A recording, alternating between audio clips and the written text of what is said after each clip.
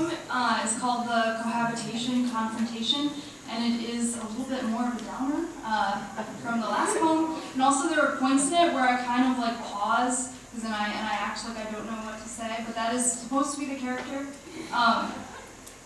There are points where I might actually not know what to say also if I forget, but hopefully you won't be able to tell the difference between the two.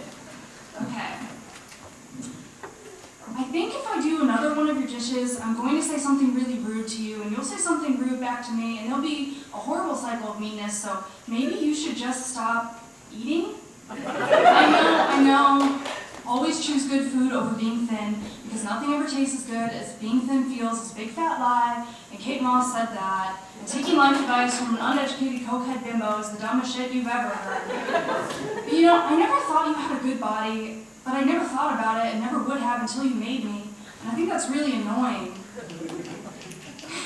You look ugly when you smile, and you cry all the time, and I think that's disgusting. I'm sorry. Honesty is clearly not the best policy, but I can't help it.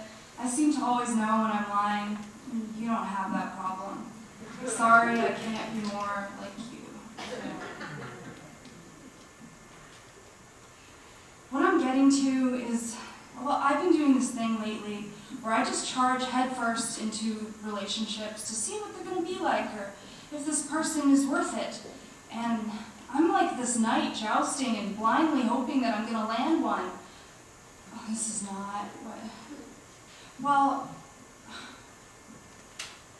I know that 10 years from now, I'm going to be this entirely unrecognizable person, and I'll make decisions then that me of now thinks are crazy.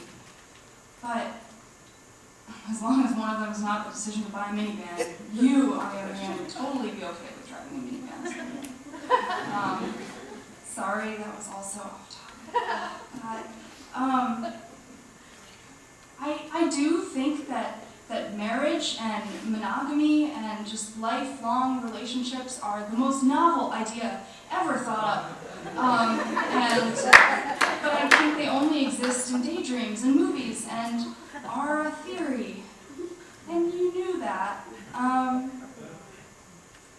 think if I had one fairy godmother wish, I would wish to love someone in a romantic way. And I would love you, but not like the way that you love a family member or a friend, like the way where you're just constantly impressed by someone and so surprised that they want to be with you, but are still very comfortable and it never gets old. I think that would be really fun. But we don't really have that, do we? I guess what I'm getting to here is that I think maybe we shouldn't live together anymore.